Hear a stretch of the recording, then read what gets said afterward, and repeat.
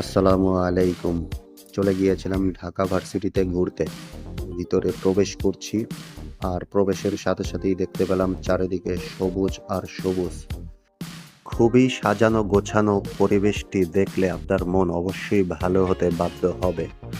তো ঘুরতে ঘুরতে আমরা আরেকটু সামনের দিকে এগিয়ে দেখতে পেলাম যে এখানে একটি ক্রিকেটের টুর্নামেন্ট চলছে, শর্ট পিচ ক্রিকেট টুর্নামেন্ট। তো ঢাকা ভার্সিটির বিভিন্ন ইউনিটের ছেলেরা এখানে ক্রিকেট খেলাধুলা করছে। তো দেখলাম এবং কিছুটা সময় ব্যয় করলাম এখানে, কারণ ক্রিকেট আমার অতি প্রিয় একটি খেলা।